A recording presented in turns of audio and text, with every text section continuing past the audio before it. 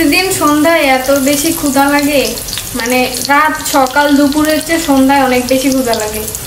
সন্ধ্যাবেলায় কিছু না খেলে এত বেশি খারাপ লাগে। তো এখন আমি এক্সপেরিমেন্ট করতেছি। আপু যেহেতু আছে সেহেতু এক একদিন এক এক রকমের নাস্তা বানিয়ে শিখছি আর কি, যেন আপু না থাকলে পরে আম্মুর কাছে যে বায়না করা না লাগে, নিজেই বানিয়ে খেতে পারে।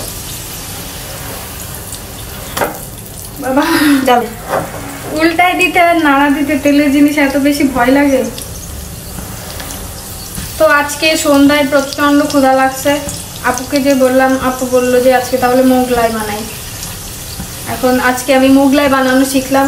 আমি অর্ধেক হেল্প করছি আর বাকি অর্ধেক দেখছি যে কিভাবে বানাই, যেটুকু আমি করতে পারি না।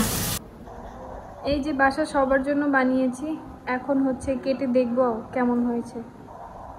কেটে দেখি কেমন হয়েছে। অনেক গরম, এভাবে কাটবো তো। বেশি চিকন করছিস।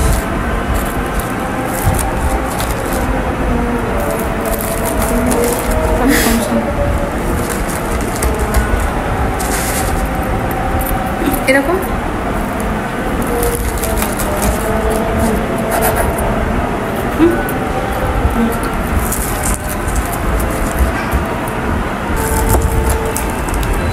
এত সহজও না। প্রথম প্রথম কিছু শিখতে গেলে অনেক কষ্ট আছে।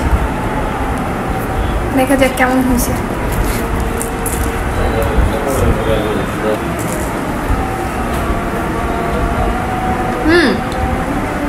আসলে অনেক মজা হয়েছে। ঝাল লবণ সব কিছুর পরিমাণ একদম ঠিক। বাইরে থেকে ক্রিস্পি, ভিতরে সফট, অনেক মজা।